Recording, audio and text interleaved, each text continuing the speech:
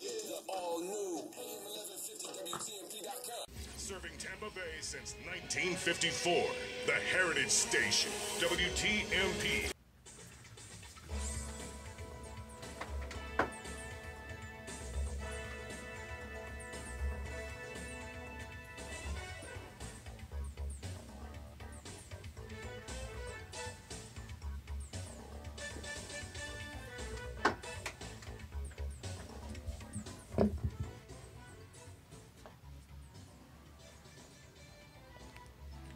Okay, it's the day before Mother's Day, which is always interesting because I have two events this afternoon.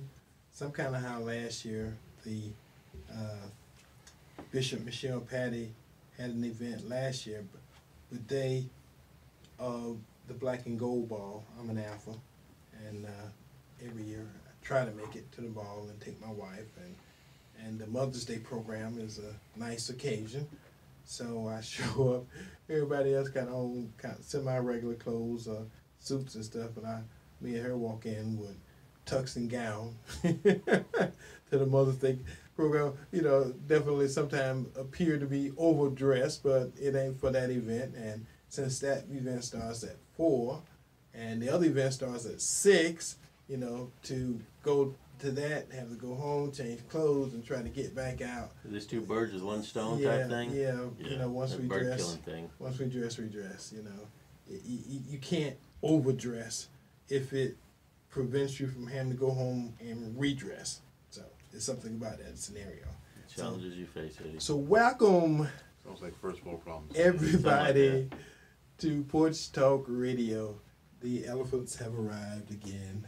We're here doing a thing. I got a great show for you today.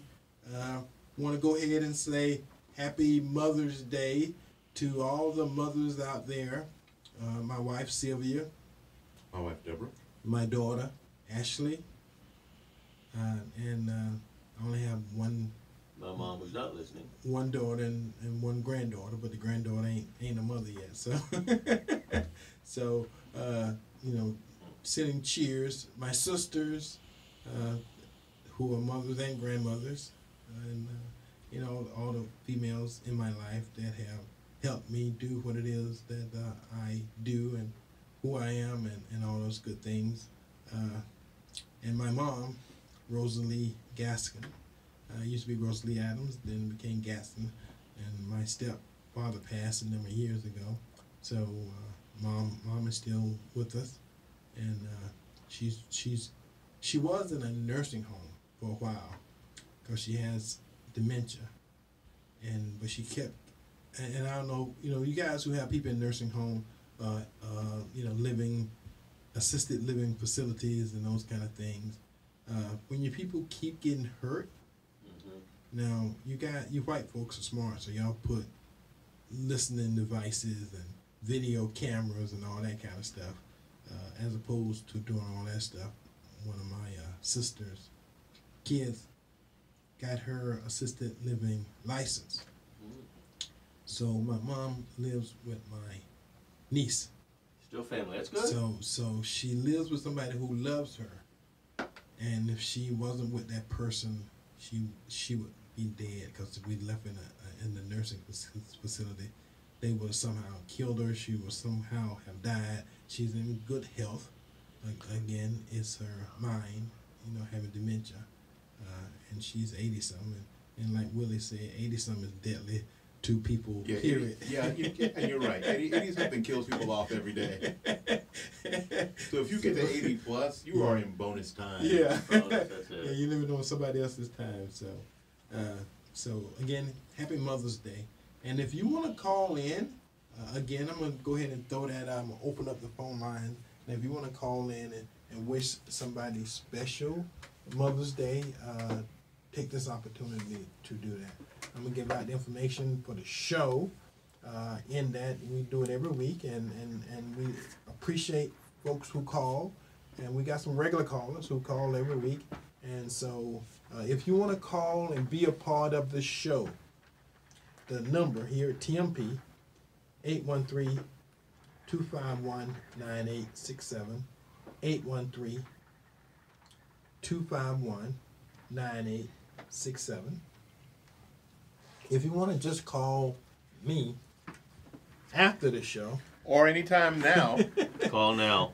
call me after the show and talk about anything, which I do have people do. More and more I keep saying call in, and more people keep calling me. So Call now. Get a bamboo steamer. My personal my personal Mobile pocket fisherman. my personal You can do it. cell phone number is 813-230-3312. And go. 813-230-3312. Website, porchtalkradio.com. My email address is eddie@porchtalkradio.com. For our sponsors, and we got some great sponsors. I mean, that's the only way we could do this. We have been doing this for 133 weeks. So that lets you know how long we've been. We should get this down pretty soon, huh? Yeah. We can get out of just a little bit. Yeah. Maybe next week. Tune in next week. On the air. On the Getting air. better. And then again, we've been doing this since 2010. So this was. It took us a while to get to where we needed to go because we couldn't come straight here. Because you remember we're Republicans, we're conservatives, and to say 10 years ago the community wasn't ready for that.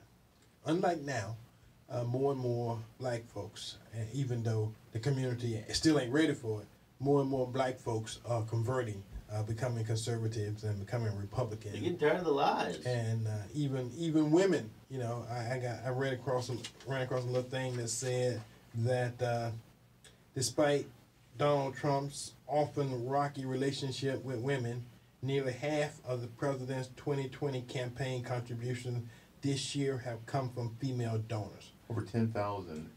Over 10,000, and the next person is 3,000. Yeah. He is far outpaced everybody with female contributions. And there's 15 candidates running for president, and he has raised $1.47 million from females across the country. So even though, you know, everybody keeps saying Trump this, Trump that, and the women this and women that, the president's campaign contribution, 45% came from women. So if you're gonna find something to do for us black folks or Hispanic folks or somebody else, you know, that woman thing is played thin because they're not listening. So they've either figured out the truth or they're ignoring it. If you're not an illegal alien, if you're not an illegal alien right now, if you're black or Hispanic here already, they don't give a crap about you. Why are they wasting so much energy right now on trying to give these people benefits? Well, you know, it's interesting. I think the thing that drives people crazy, Eddie, is that we'd be foolish to say that the president hasn't been cringy from time to time. Yeah. I mean, super cringy from time to time. You got it. It's like, oh my God, can someone take his phone away from him and he could stop tweeting, he just go to bed? Right. But the fact of the matter is, the thing they keep bringing up is that people don't care. Yeah.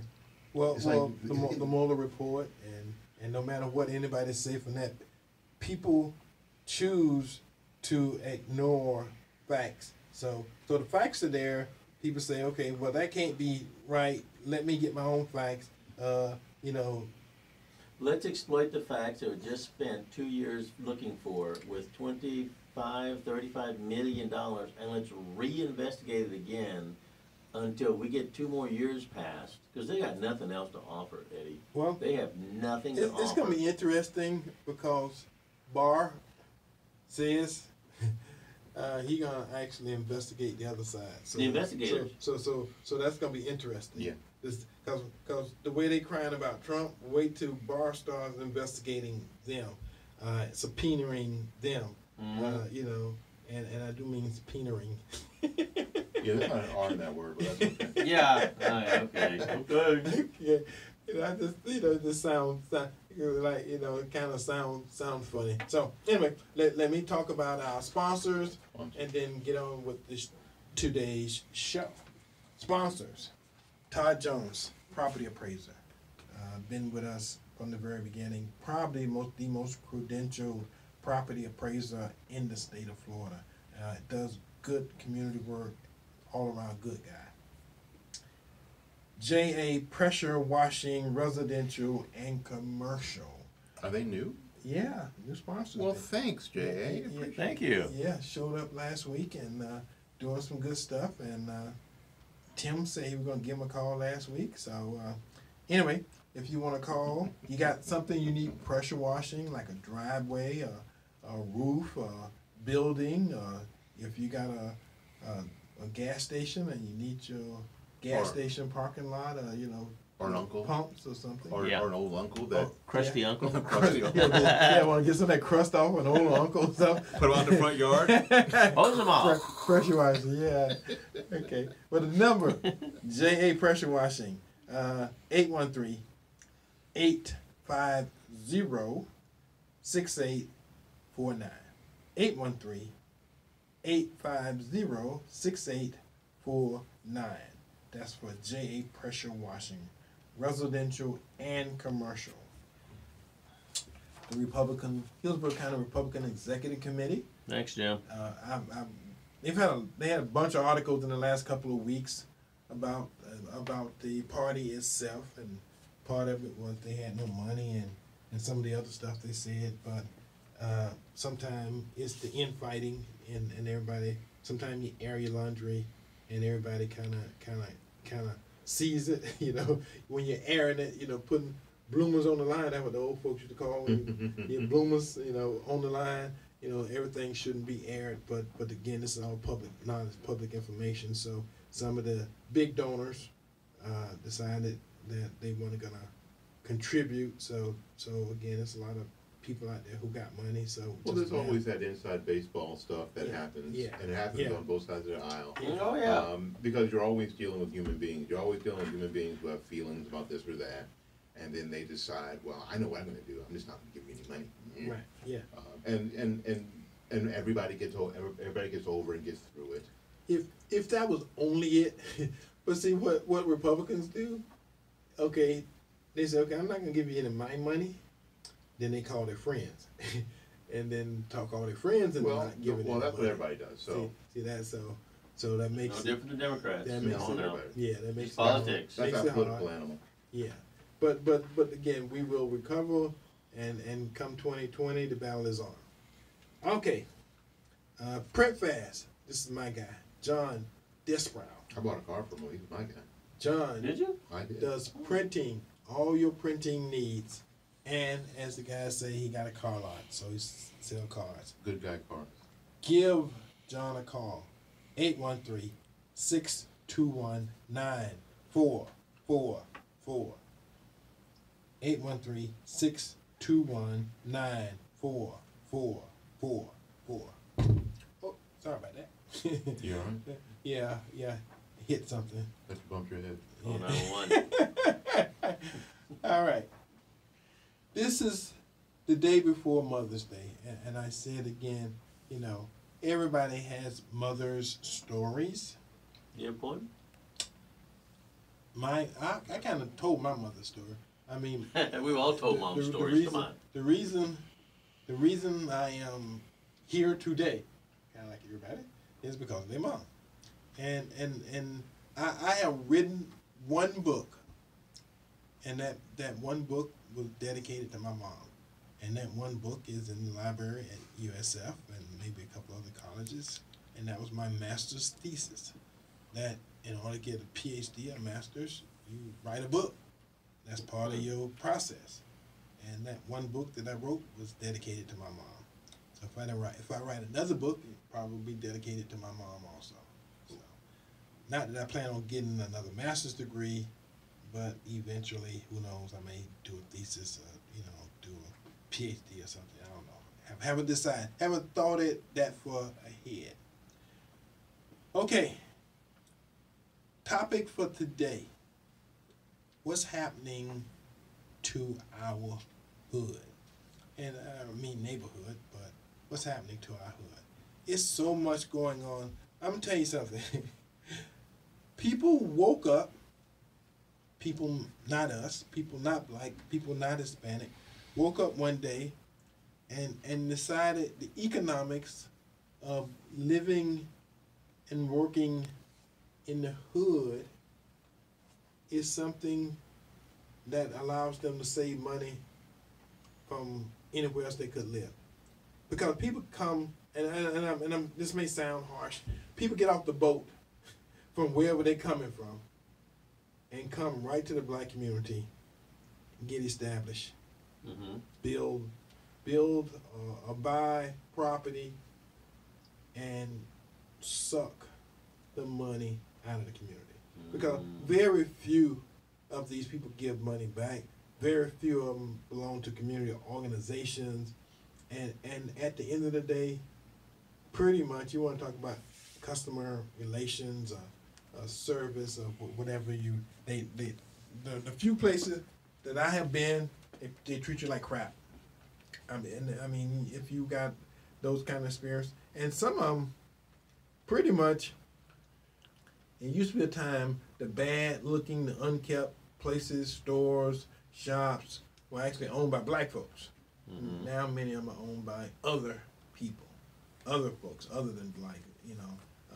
And I'm not talking about black and Hispanic, I'm talking about Indians and Arabs and some of these people from, you know, Koreans. I mean, especially like the beauty supply shops and the places where you buy the fake hair and, you know, it used to be all the men's stores. All the men's stores that was in the black community used to be owned by black folks. Well, you can't find a men's store nowadays that's in the black community that's owned by black folks. Yeah, there's a store that has a big Steve Harvey sign out there on Hillsborough, and I ventured in there one day, and I was like, there are no black people working in the store at all. It's just a lure. They're selling Steve Harvey stuff. Yeah. Well, I've seen him on TV, and he's black, but Yeah.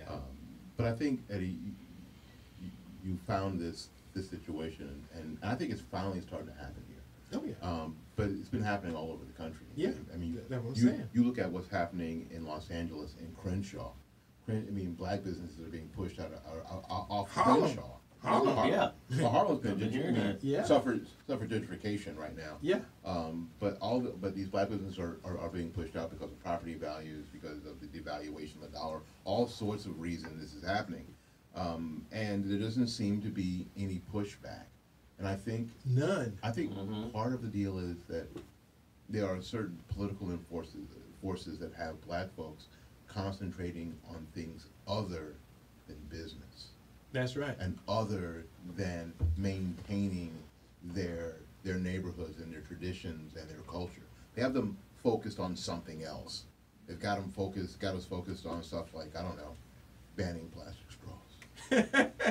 Well, Yeah. cleaning the oceans, you know, stuff like that. Now, I'm gonna tell you something that's really funny, because right here in West Tampa, there was like 5 or 6 city blocks that was all warehouses, and they went in and like a lawnmower, they literally leveled these whole blocks. So you got 5 or 6 empty blocks, and what they did was they built 5 and 6 story multi-functioning buildings that all had bricks on the outside, such that they literally became big old castles. You know, with people living, and a wall set up so that you can only walk by and you can only, you know, look at it, but you couldn't enter.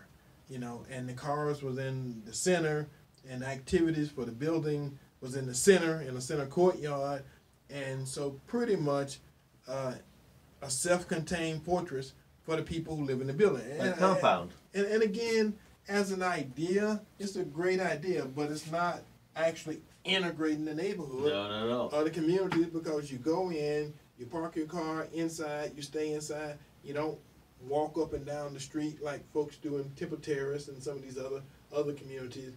They pretty much do everything inside the compound. So I guess over the next several years, as the gentrification actually takes more root, And it will. and they feel safer because right now West Tampa is still, Black Hispanic community.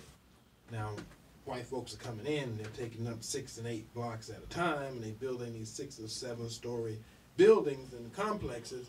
But again, at the end of the day, it's the community that has to react. And again, it's about money. It's always been about money. But they haven't targeted putting the money. Because again, when they go in, they buy the property, and then they build the building, and then they make 20, 30 times more money because they're starting. I've rode by a building in right there at Armenia and what was that? Armenia and Cass. No, Armenia and one of those cross streets that run by there. And it says units starting at $345,000. Well, if it's in a zoning area, I mean, obviously our commissioners are watching the zones and all that. Nobody's watching anything. Nobody gives a crap. Well, and because Why do we have these guys? Isn't that their job to oversee and keep everything in the proper area? Well, you know what? I don't want to be like this, but they don't care because of where it's happening. Yeah, right. And for them, it's probably an improvement because they're getting a tax dollar now Well, that they weren't getting earlier. That's So the heck with whatever was there. It's all about money. It's always been about. It's all So about it money. really matters where these things are happening. If you were to do something crazy or try to build something crazy like along near Fish Hawk, Yeah. Oh, No way. And then West Chase? and then Yeah. Yeah. West Chase, Right. all hell will break loose. yeah. Oh, yeah. But if you're talking about Tampa Heights, that yes, it did have Tampa Heights had before. You know what? That were never addressed. We understand that. But the idea is, they think they're doing something great.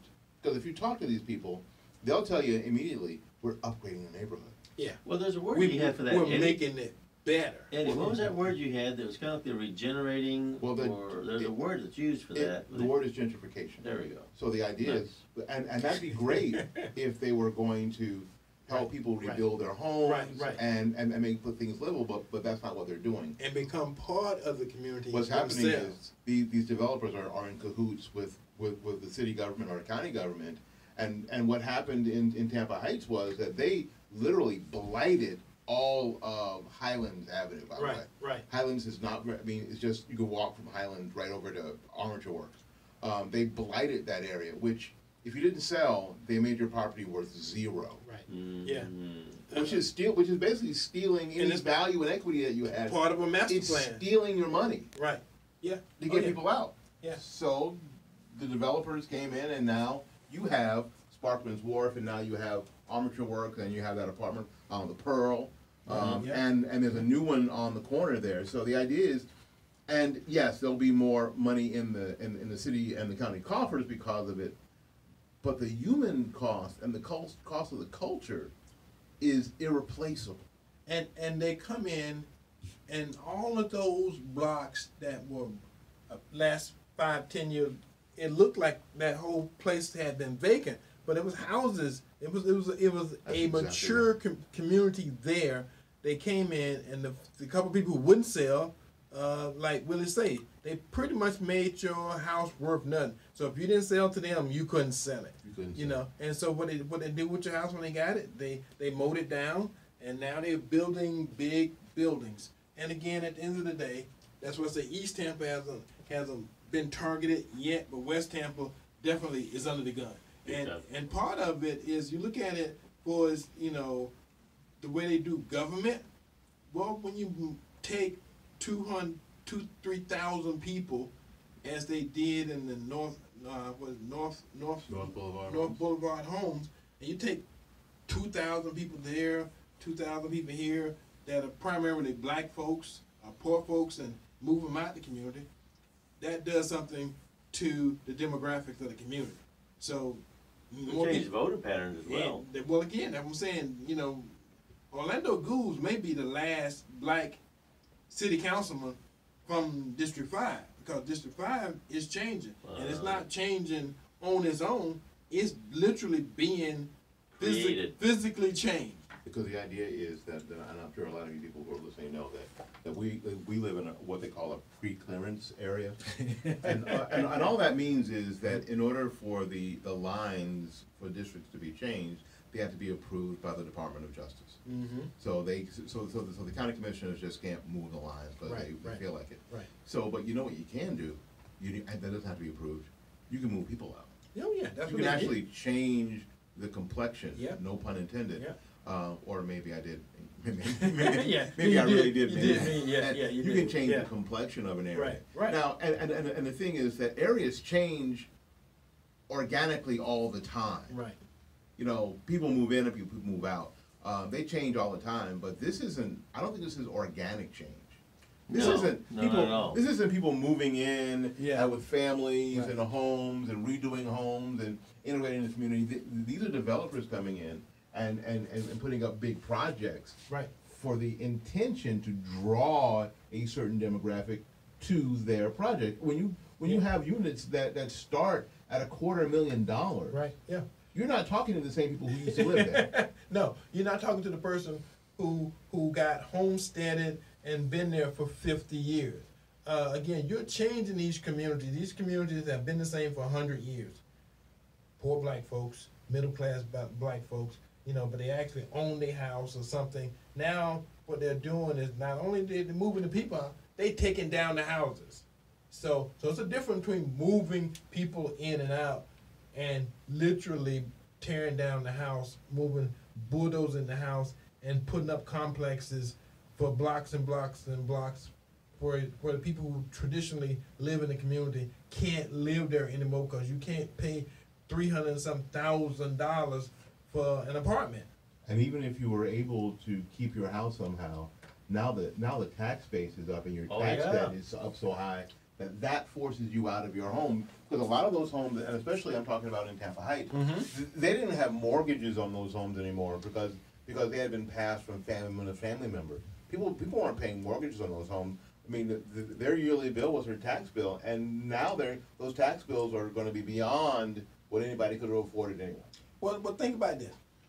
There was a cycle, 20, 30 years, of white folks moving from downtown, from the inner city to the suburbs.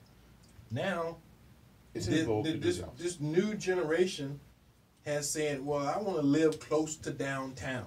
Yes. And Bob Buckhorn made it so that downtown crossed the river, which gave them more real estate, more opportunity for them to put, $1 million condos on the river, because that's what the next phase. The next phase is to take that property that fronts and takes advantage of the river, put some money into building some, so they can block some views, so people who have views of the river forever won't have views of the river, because they're gonna be some giant, 50-story condo that's gonna block your view. You won't be able to see the river.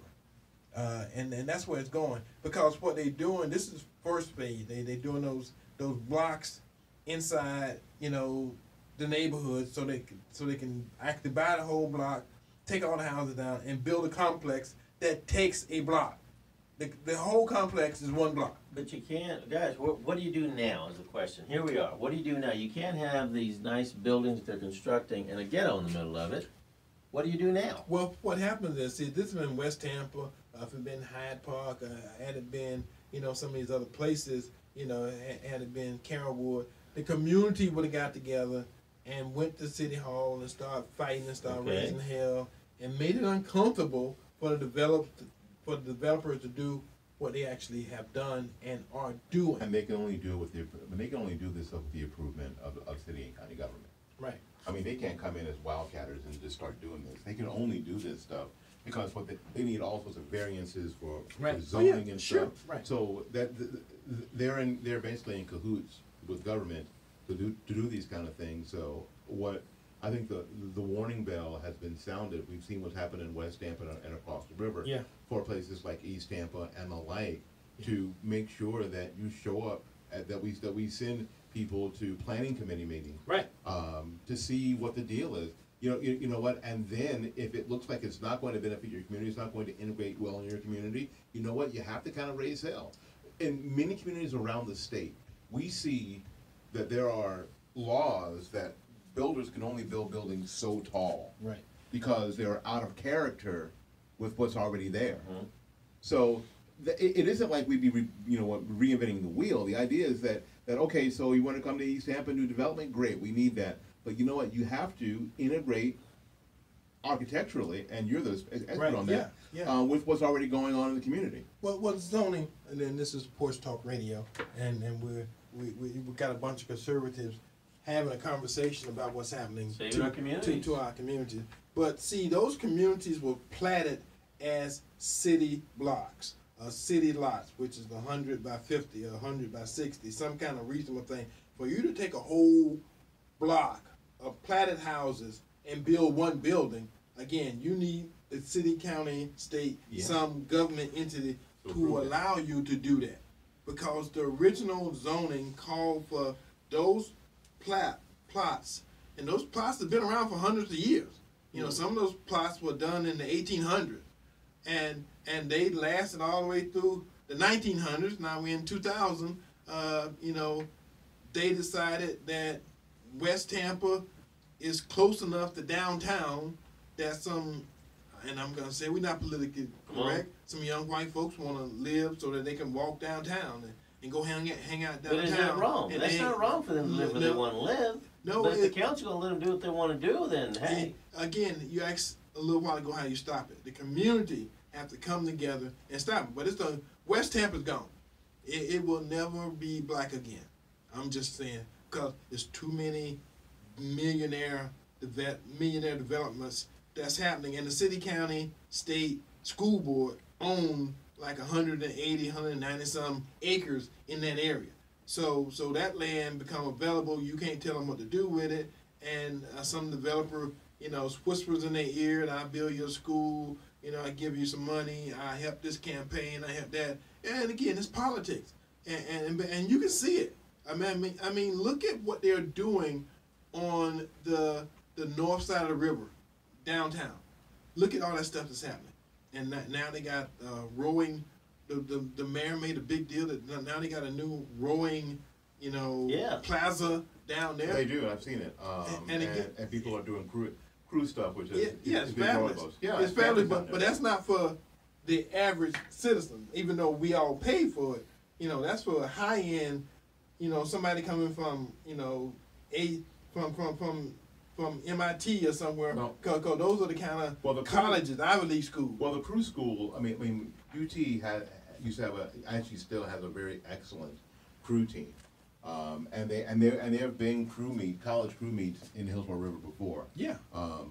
And now there's a dock for them, which is right off. And a plaza, nice place for them to party. It's right before and after. It's right in Julian. Julian Lane Park. Yeah, and it's right there. You can see it from the community building there, and it's very nice, and it's the place to park the boats and store them and stuff. It's very nice.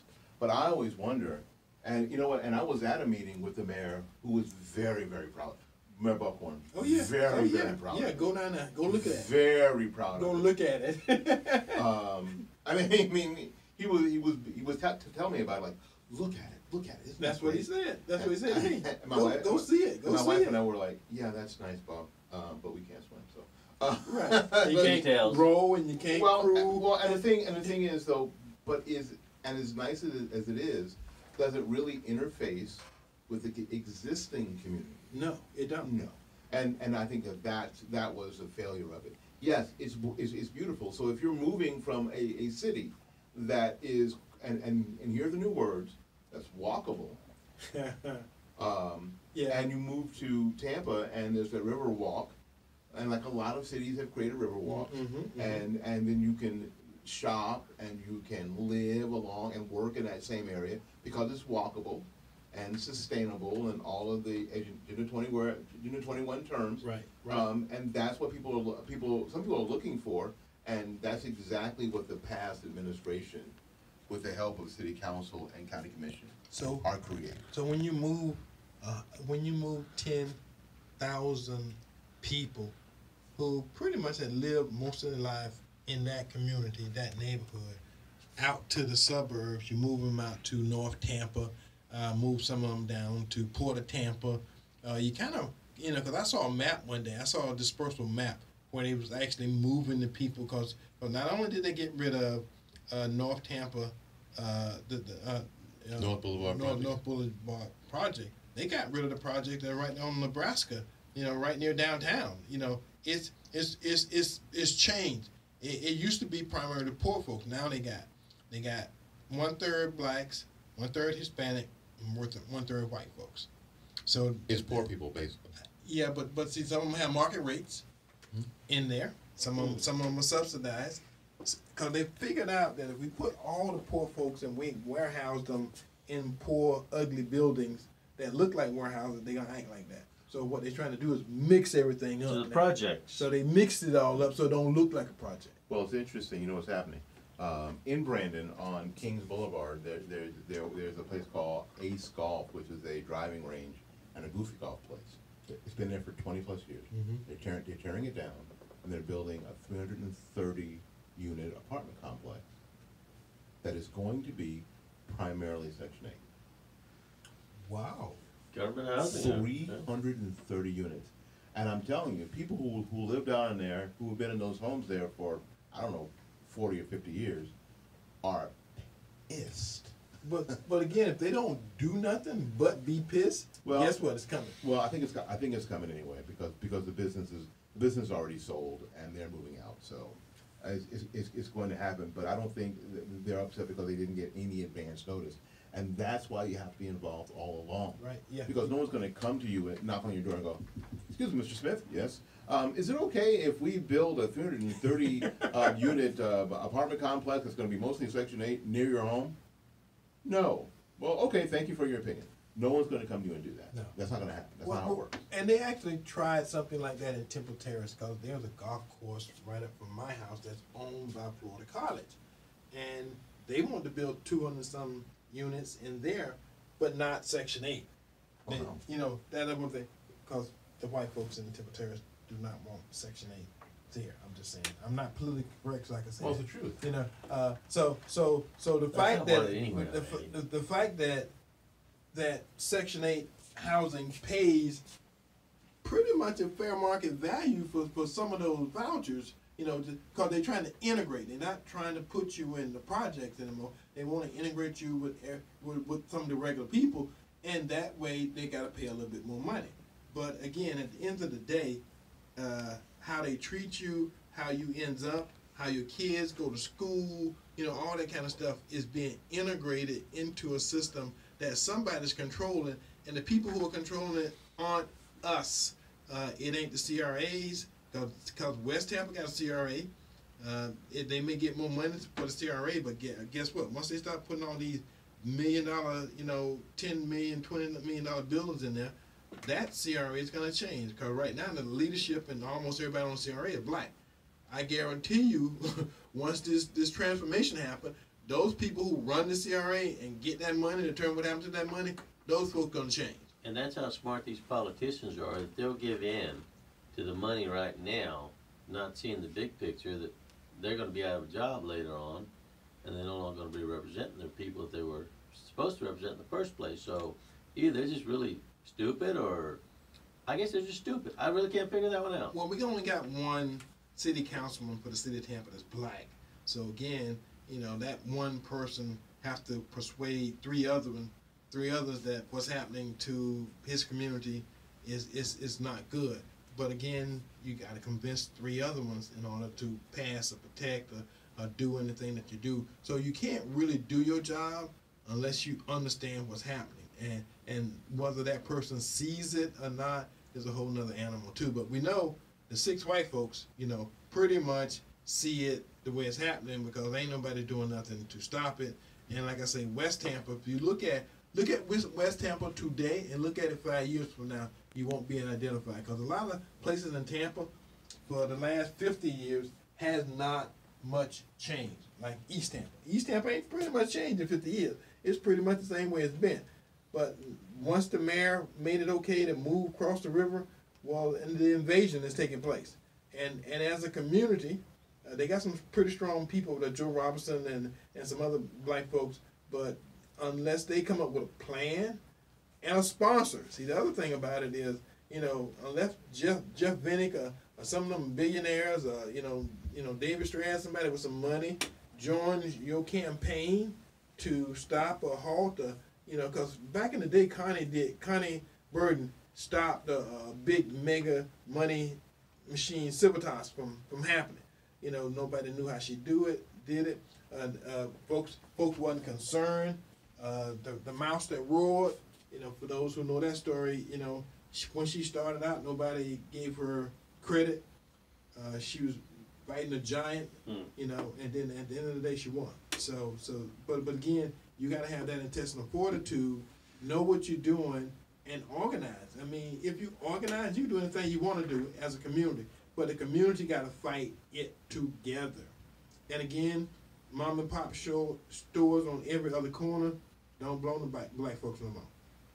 It belongs to people who's not black and people who give a crap about your community. It used to be a time the black business community could get together and show up at city council meeting or show up down at county commission meeting and raise hell about some stuff. Well, again, those days are gone because you can't organize and show up and fight the way we used to. So I'm just saying, community, we sitting back and we getting walked on. Well, we've got a new mayor. I don't know if you guys remember, we got an election. We got a new mayor. Castor, is that it? I think that's right. And then we've got Castro. No, Castro. That was somebody could say. And she's not related to Betty or Kathy. Kathy, right. So, and the problem that I see that no one's even really, of all the discussion of all the city council members and all the elections that seem to have went on all year so far, nobody's talking about that. And like Sean mentioned in the last program, we talked about everybody's talking about affordable housing, even if they don't really have any way to actually affect it. But so but no one's talking about this conversation specifically. No one's really talking about the cultural and social and economic damage to an existing community that happens through gentrification. Nobody's even having that discussion. I would hope that somebody who is on the city council who's either citywide or in a district like, you know what, and Orlando, I know you haven't even found your office yet. I know. Right. Okay. Yeah. I know. But unfortunately, a lot of this activity is happening in your district. Yeah, it is. So somebody needs to at least start having that conversation, because without having that conversation and getting that in the ether, then we're never going to be able to actually act on anything. It's just you guys. Because it's just right now, it's just us talking about it on the radio, and as soon as we're done, it disappears like a fart in the wind. Well, I'm gonna tell you something else that's really funny. Now that somebody mentioned new mayor Jane Castor. Okay, somehow it never, at least I didn't notice, getting mentioned that she was a LBGT before the election. Then the week after the election, I saw at least 10 stories, 20 stories, about and her how cool being, Tampa is because we have a gay mayor. Openly lesbian mayor, and LBGT and the LBGT community, and all that stuff. I just thought that was amazing that nobody mentioned it, not even David Strauss. Made a big deal of that beforehand because it's politically incorrect. Because it is the third wire. Because that would have immediately brought the power, the shock, the power and the venom of that community upon Mr. Strauss and anybody else who brought it up, quote, as a negative. Any newspaper, any type of media source, hell, a particular DJ, a radio personality, nobody mentioned it, and I'm gonna say, we either. So because we understand, because there's some retribution to be paid, but I'm just saying how all of a sudden everybody over the last couple of weeks was talking about it. Some of the first articles that I saw online were from like amp.com, and they were not just enjoying the victory of Jane Castor, because I think a lot of these, especially the national websites, like couldn't give two craps who the mayor of Tampa is. They only cared because Jane happens to be openly gay, and that was the story. And That that's first, the story. another first. And another first. That was the story. So. Well, if they can get the job done, guys, I think that's the bottom I line. don't really, you know what, and I think we didn't mention it because No, I don't care. It didn't come But, up. It but didn't what come up. history Come does up. she have to have done anything productive for the community? Well, see, that's the Just thing. put people in jail. Well, that's the thing about it. Now, some people need to be put in jail. her whole campaign was, create a new Tampa. She wasn't gonna be Bob Buckhorn's, third term. She wasn't going to be, even though we all know she got the same billionaire. That's funny. The same billionaire that supported Bob Buckhorn is supporting her. So and There's none no of collusion. them No collusion going on. none of them are gonna go against Mr. Jeff Vinnick at this point in time. I'm just gonna say, because he's got too much money. He's primarily rebuilding downtown Tampa. He got Vinnickville happening. He spent and he has spent too much money, and his investors spent too much money, and they're going to protect their investment regardless. Well, that whole tax, Hillsborough tax for tracks thing, that thing was fine. That thing had $4 million. That's why it won. It was a campaign that was properly funded, and they got what they wanted. And even though it was a statewide deal, they changed. They had money coming from all over the state. That's what I mean when it's statewide deal. Even though it was the county tax, we pay more than anybody else in the state right now for county tax because we paying 8.5%. But we got that choo-choo train. Well, we got something coming. They laid it all out as to what it can go where it can go, where it couldn't go. Which and is- Stacey White supposedly had a lawsuit going to change it. And he so still does. I was able to got last postponed. week. Well, not I was able to talk to Commissioner White Okay. a couple weeks ago, and what I heard from him was that the judge said that as a county commissioner, he didn't have standing Right. in this particular case, but as a private citizen, of course, he had standing. So what the judge did was they stayed the lawsuit and allowed them to make all the appropriate changes. And the lawsuit is now going forward because there may be even this ballot initiative may have even broken some state laws. This may be No. actually unconstitutional in the way that it was done. So we're going to obviously we're going to see. Right. Yeah. And the idea is that people think in Tampa that they're going to get something. If you read the initiative, the fact of the matter is, I think that Commissioner White did a study, said that that in roads, that according to how it's written, there will only be, according to his calculations, about a half a mile of new road, either expanded Right, road, yeah. more lanes, or Yeah. lengthened Right. for a year Right. Yeah. under this act.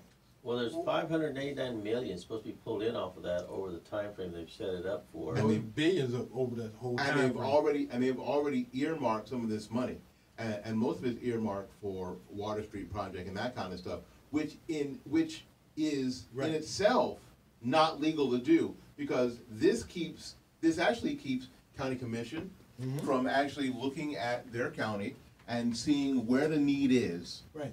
And doing assessment. and doing assessments and getting money. public interaction Right. to make these decisions. This cuts all that out. This basically allows the developers, people like Jeff Vinnick, and a few people who are already put. And they got their own committee. So their own committee, it bypassed the county commissioners, It which is what Stacey was saying. supersedes them. Yeah. Oh, wow. Yeah. It isn't to bypass, but it So- supersedes them. So this is, I know a lot of people, we sit in traffic and a lot of people who are like, well, something's got to be done. This is horrid. But the problem is the way this was done, it supersedes any input that any of us would have. Right. And that is And it's a big part of it. It's a 30-year tax. The school tax is only 10 years. This tax for 30 years. for tracks thing is 30 years. And I know I'm gonna take a break here and do on this day in history. Really? Really? Yeah. You're doing so well. Yeah. This is Porch Talk Radio. Yeah. And actually, there's other entities because I kind of something happened. I'm at Irwin. Irwin does a daily on this day in history. Are you serious? I am serious, man. And the thing that's so funny, my wife is one of the people that does it. So she actually every morning comes on the intercom and does you know, the morning announcement. I don't know if they do that in all the public schools. Of course. And then they do on this day in history thing, and all the folks, you know, they tell everybody what's happening during the day and even what's for lunch and all that kind of stuff. But they do on this day in history. Yeah, what's for lunch, and they You do it on the video? and over. Have a morning show like an elementary, They high school? may, you know, but and they also do for the history for February. They did Black History for the whole month. Oh, Yeah, every day something new. So anyway, on this day in history here on Porch Talk Radio, May 11th. On this day, 1858, Minnesota was admitted as the 32nd U.S. state. 58? 1858. On this day, May 11th, 1910, Glacier National Park in Montana was established. Okay, now we talk about two places that nobody lives, or nobody wants to live. But that's a huge, you know, that park is about the size of Rhode Island. It is huge. Okay, I'm just throwing stuff out there. It wasn't a lot happening today, so I guess so. I was in history. Usually there's 4 or 5 pages of stuff. So on this day, Pretty quiet. May 11th. Yeah, this has been a quiet Boring day. day. You know, 1947, the creation of the tubeless tire was announced by B.F. Goodrich Company. So the tubeless tire was born today. That's amazing. That's a mind-boggling thing. And last but not least, just to get everybody, on this day in 2000, India's population officially reached 1 billion. So that means for 19 years, they've been growing. Yeah, there's a lot of people. They may be at 2 billion now, or 3 billion. They There are don't a tell it. lot of people in India, for You sure. know, so anyway, that's the least we could do. That's a little bit of news that's happening around the world. Oh, let me tell you something now this is something I found interesting too. A lot of folks, and it's history making. For the first time in history, and again, sometimes people wonder why we keep stats and why it's important to us and why we know stuff like that. But Miss USA, Teen USA, and Miss America make history. Both black. They are all black, all 3. Mm-hmm. Somebody say black girl magic. But no, wait a minute. That can't be true. Did you double check that, sir? Because we're supposed to be a racist nation. Remember? What I'm telling you. Okay. Well, they are racist because 2 of them are half. You know, Mulattoes. mulatto. Got Biracial. black mothers and got black Well, fathers and white mothers. And I think that's going to be part of the adjustment for our culture going forward. In a few years, you're going to walk into a kindergarten class, Mm-hmm. and an appreciable number of those kids They're gonna be mixed. Are going to be biracial. Yeah. Well, again, 2 of the 3 wore afros, and they made a big thing about them having their natural hair, not having it straightened. Yeah, please wear You know. natural hair. And I don't care about culture. I care about health. Have you seen the Chris Rock movie called Good Hair? I know I have not. And if you're listening, if you've seen that movie, the stuff that they use to straighten women's hair is deadly. Deadly? Oh yeah, Deadly. the fumes, Literally. the odor, What's the Jerry curl stuff? Is that pot- gone now? Yeah, The Jerry curls are potash. gone. They used to have potash in Yeah, I mean that stuff is deadly. I mean when Yeah. when you apply it, you have to wear gloves. Now think about if you have to wear gloves to apply it, and you put it right next to your scalp. Put it on your scalp. Come And, on, and, now. Yeah. and then massage it soaks. and massage it in. Let it soak a while. Well, you put it on your hair that way, so it's deadly, and it's a carcinogen. So yeah, just deal with the hair that came out your head the way it is. All right. So anyway, That's my PSA Miss for today. USA 2019. Chelsea Christ. Say it again. Chelsea Christ. Chelsea Chris. Miss Teen USA Kaylee 2019. Kaylee Garris. Kaylee Garris. Miss USA 2019. Nia Franklin. Nia Franklin.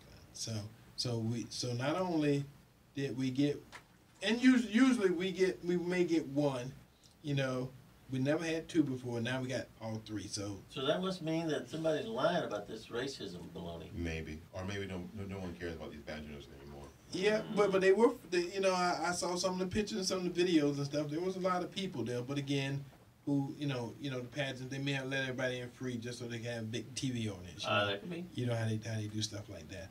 But again, since there was so much press out about it, and the last one just happened within the last couple of weeks. That's why, you know, the fact that all three of them ended up being black was a big deal. I guess two would have been Racist Nation, two would have been okay, but the fact that we got all three, and again, they none of them self-identified as biracial. They all self-identified as being black females. Well, strong black females. Yeah, well, Kamala Harris is doing the same thing, and her dad's from India. Yeah, but I'm telling you something. You could be colored anywhere on the planet, won't make you white. I'm just saying. I'm just saying. No matter where you go, you still colored. You ain't gonna be a white. Whites will not accept you as white, and that's the issue. Because in South Africa, the Indians, even though there was prejudice as hell against black folk, you know, you was still not white.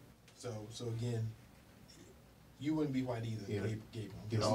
It all seems like it all seems like this, like a Dr. Seuss story, where they have this, you know, the stars up on bars. Yeah. It all because you know what, I've got no stars. Well, I've got a star. Well, I've got two stars, and then it was just ridiculous. Yeah. And this is how we're we're behaving about this, which is why, in my own not so humble view, is that we can't get anywhere. You're right. That everything's wrapped up with petty stuff. With stuff like my skin is less than an inch thick. Well, guys, come on now. We had 8 years.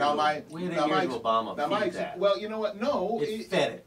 It blew it up. It was already there. But it blew it up. No, it didn't. All yes, it did was expose. He would purposely fell 4 times on the wrong side of the law to say, "Oh, the black person was done wrong." They were right, and he was wrong every time. We've only got 3 minutes, but the problem was that you were anesthetized. No sympathy. You were anesthetized to what was already happening. Right. Because it didn't. People are people. It's always gone on the planet. Come on. Well, you were anesthetized to it. I don't blame Barack Obama for causing and making racism worse. Oh, he blew it up. Yeah. Not in my life. He blew it up. Well, I'm gonna. Nothing else to do. I'm gonna say this. Come on. America has been the same country since it was founded. Whatever that happens to be. Right, because people have come here from all over the planet to be here. Yeah, it's got a great opportunity to be better than Always. Than where they came Always. from. Doesn't matter the color of your skin. And the racist part and the racist people, I'm telling you. They came along. Let me tell you something right now. I'm gonna say it on the radio, so all y'all within earshot, I'm racist. I like to be with black folks. I don't have a problem with it. That's no big deal. So I think everybody that's the same. You can't tell me there's a whole bunch of white folk that want to come hang out with a bunch of black folk if they don't know white person there. See, that makes people uncomfortable. That goes both ways. That's natural. So that's what I'm trying to tell you. I'm trying to say it's natural. So this place is no worse than anywhere else. For most people, but I think to be but you know what? I think that's generational. Yeah. Because I spent some time in public schools. You see it? I talk about it like I was in jail. Yeah. Right. Every time I mention it, I talk about it like I was locked up. Hey, bubbles coming out. Yeah. But I think that's generational. Yeah. Because as I see, it's taught. That's all. I see kids change, and if kids can stay away from adults long enough, they figure it out. Right. Yeah. Well, the kids in kindergarten is different than kids in high school. Well, I didn't teach kindergarten. I worked in high school, and even then, they figure it out, and you watch their social groups.